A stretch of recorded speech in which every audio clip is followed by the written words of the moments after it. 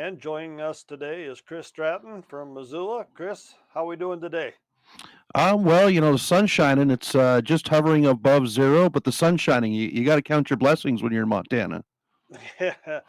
Yeah, I think it was 22 below here about 5:30, 6 o'clock this morning. I think it's like 5 or 6 above now, so at least it's warming up a little bit.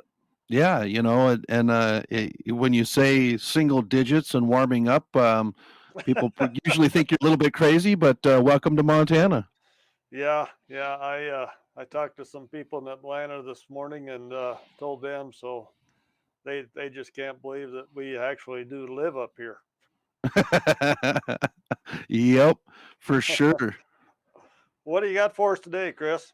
Well, we're going to talk a little Class B basketball because I think one of the best games in the state uh, was played Saturday in Big Fork. Talk about that a little bit, and really impressed with the Helena programs. We got to see both Capital and the girls program Helena here this last week, and just very impressed with what they have going on over there this year. And we're just gonna just get into a few things. First thing I want to, we talk basketball here, but there's two other sports that are going on right now with swimming and with wrestling, and their seasons are coming to an end with swimming state coming up in a couple of weeks. And just want to send a shout out to all those athletes for the phenomenal job that they do to participate in their sport. But first thing I want to get to is I saw that Rocky had an interesting part in the paper in the news this week talking about the shot clock and how scoring hasn't been as high as everybody expected with the shot clock. And that wasn't something I really expected to change with the shot clock. Was seeing higher scores, just seeing the outcome of games being closer, and that's something that definitely happened this week with both Capital at Sentinel girls at Capital, and then the Helena girls here against the Sentinel girls. Is that shot clock played a lot into it, coming down to the end of the game with a close game. You saw the pace of the game stay at a fast pace, and that was something I was really excited about with the shot clock coming. Was the pace of the game at the end? When you've got a close game or you've even got a big game, that team that's leading before the shot clock played a lot of keep away, and this year we've seen that already get taken out, and with these teams that are playing at the top, they're really you're seeing that shot clock have effect in those close games.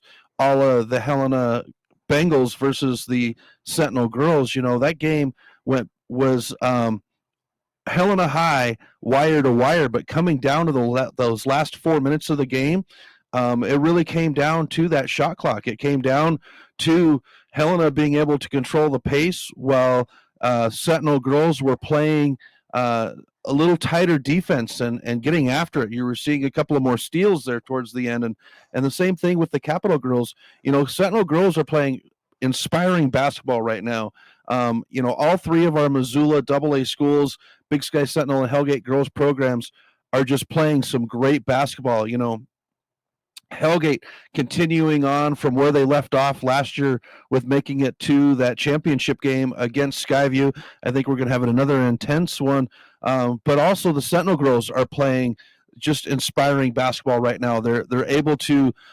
They've got 4 or 5 girls coming off the bench that are able to make changes within the game, not so much on the score, but you're seeing it, defensively. You're seeing it in the paint and all at all the levels. So I think Sentinel is going to be a real threat. Then you got that Big Sky girls team that they have taken each rung up the ladder step by step over the last decade to get back into being a contender for high school girls basketball. And these 3 Missoula schools are just playing lights out, and you can see it in the standings right now. In the West, we've got Hellgate at the top at 6-0.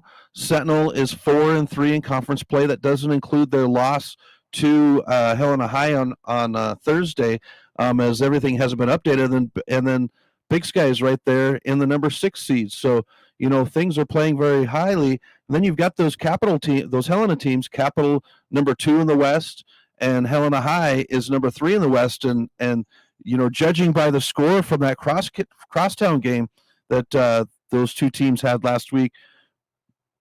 I'm really excited to go to the Western Divisional Tournament. I know that the East has some great teams playing in it right now, but when we see the girls basketball at the Western Divisional Tournament, which is literally a month away, we're going to see some lights out, phenomenal basketball coming out of that.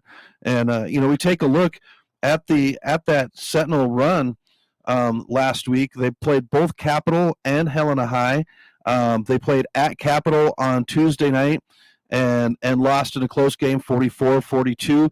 And from what I understand from seeing the stats on that, it was another close game coming down to the end, and working that shot clock came down to Capital's ability to keep the ball away. Now, we know both of these two teams didn't make it to state last year. They lost out in the divisional. Well, you turn around, and this year I think they are going to be the top two contenders at the divisional tournament this year, and a good chance to punch their ticket to state.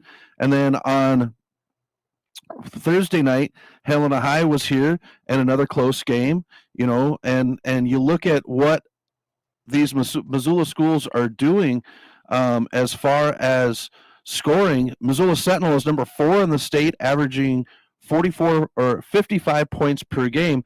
But then you've got Helena High, which is number 4 in the state defensively, allowing 40 points per game, and they were able to hold the Sentinel girls to just 40 points per game, or 42 points in that game.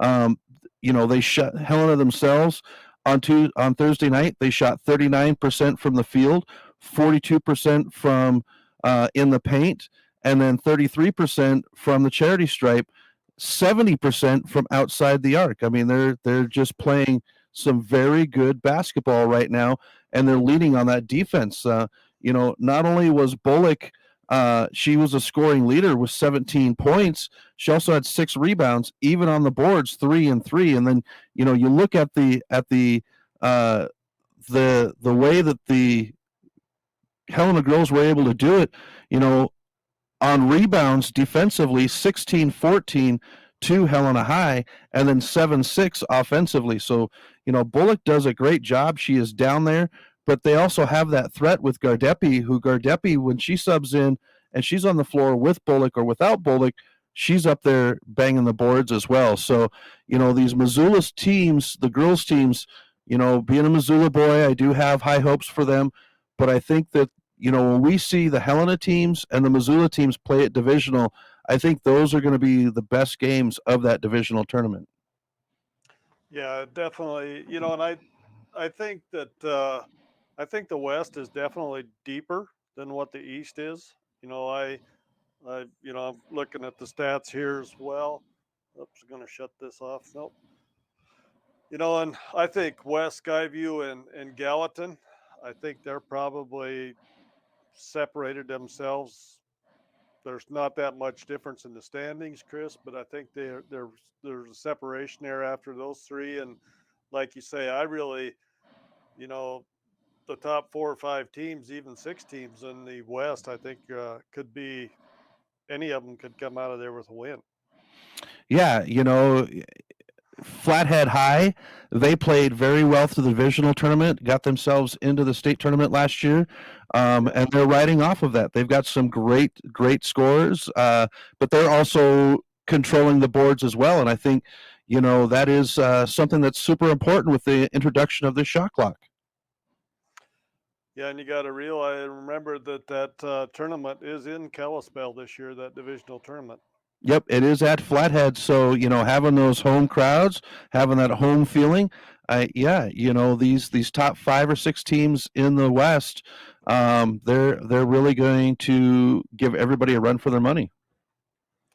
What do you think on the boys' side? On the boys' side of things, it's there's Hellgate in the West. There's Hellgate, and there's Helena, and there's Capital. Now, the thing about Capital is that they did lose one of their top players this last week in that crosstown game. Wetzel went down with a concussion, and from what I heard, He didn't even remember going back in to play in the game. He did have a hand or an arm injury. I can't remember exactly what the other injury was treated for that, but there wasn't anything looked at with the concussion side of things. And there's no fault in the team. There's no fault in the coaches for that, because he didn't show any signs of that at the time. So you can't fault anybody for that part of it. But he's a huge part of that Capital team, and losing him, I think Capital is going to have to really work these last few weeks of the season going into it. Hellgate and Helena, Helena is just they play. They switch the 3-2 to the 2-3 zone, back and forth depending on how you're hitting the ball. And Hellgate, I think, is the one team that has the players that can really pound that paint and make a difference down inside there. But yeah, Helena High and Hellgate have really established themselves on that western side. Now, Big Sky is right in there. Capital, they're both 4-3. But look at what Butte did this weekend too. Butte had a phenomenal game this weekend and was able to really shock some people.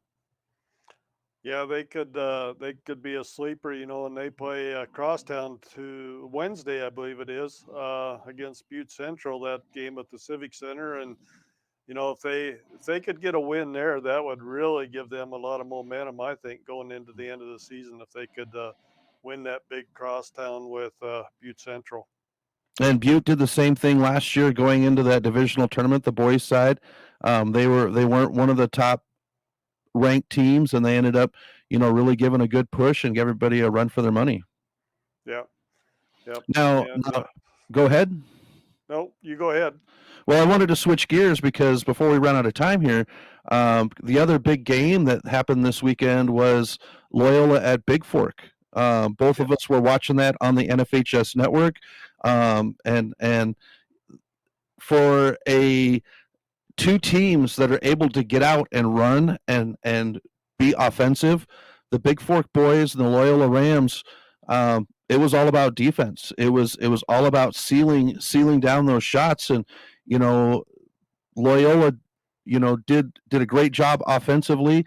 They were able to get out the win 48-37, but Big Fork, looking at the game and looking at the scoreboard, it's a tale of two different tapes there.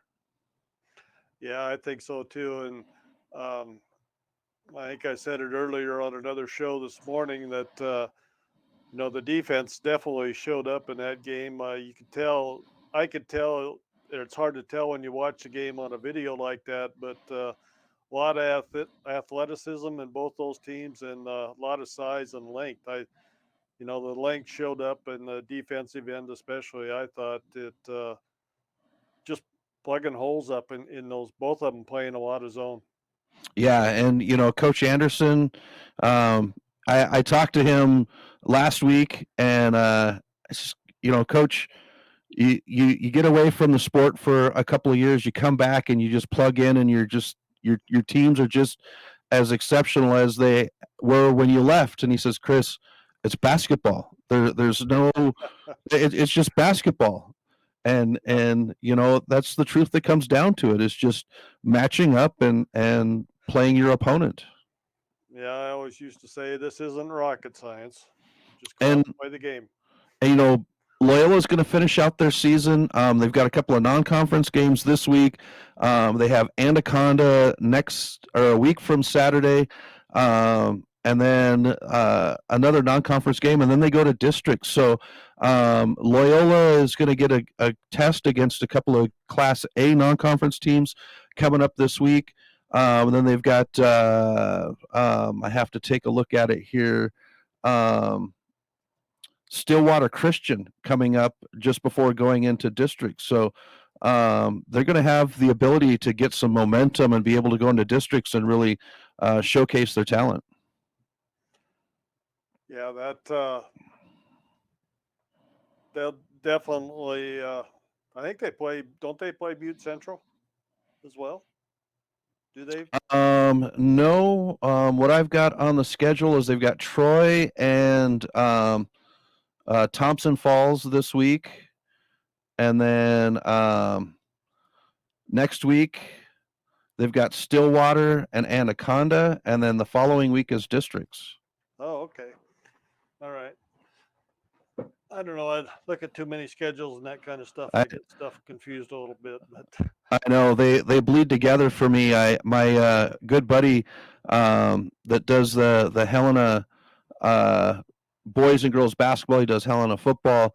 Um, John, he says, Chris, you've got 5 schools. I have a hard time keeping up, which means 10 teams. Because I have a hard time keeping up with the boys and girls. I said they just bleed together. I look at my schedule and my calendar every single day, a couple of times a day, and just make sure that I've got the right things in the right place. And but yeah, it bleeds over quite a bit during basketball season. well, did you have anybody that kind of stood out this week? You know, I know you did. I know you didn't. You kind of took it easy and worked on the bedroom, but I know you know a little bit about what happened. yeah, I the standouts this week on the girls' side of things. Trying to get back to it right here. Um, for the Sentinel girls, Caitlin Hammett, she comes off the bench, but she could start on any one of these Western teams as a point guard. I mean, or actually, no, she is a starter this year, but she came off the bench last year and showed a lot of poise. Was very impressed with her. I kind of thought last year that she should have been a starter for the Sentinel girls. But I get the microphone, I don't get the whistle, so I don't get to make those decisions. Um, Caitlin Hammett, she's got active hands, very athletic, and just a great athlete all around. Um, and then on the boys' side of things, I would definitely take a look at Hellgate's point man. I'm pulling it up here right now. So bear with me for just a moment. I had it and then I used it for something else. But Hellgate's point man. Oh, I clicked on the wrong one. So just a moment here.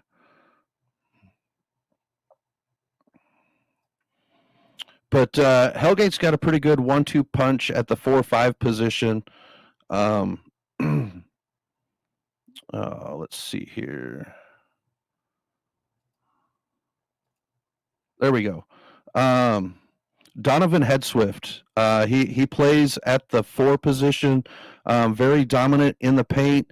You don't see his numbers on the scoreboard, but what he does away from the ball, crashing the boards, just controlling what goes on in that paint.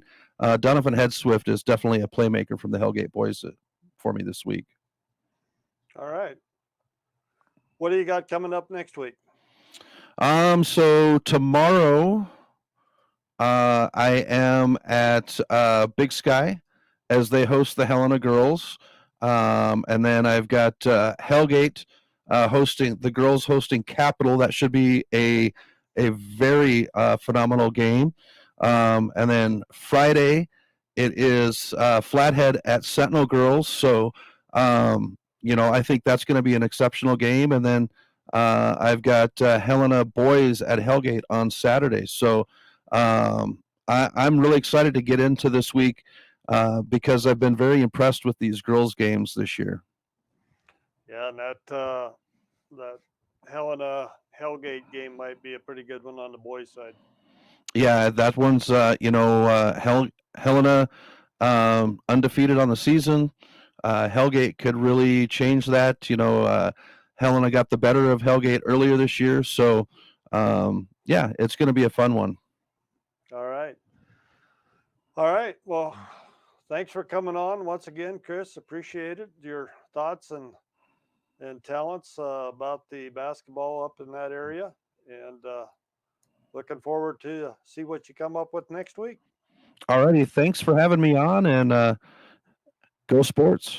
And I'd like to thank our guests that come on the show and talk about Montana high school sports. Without them, this show would not be possible. And once again, if you like this podcast, please click on the subscribe button below to get alerts when we have up a new podcast.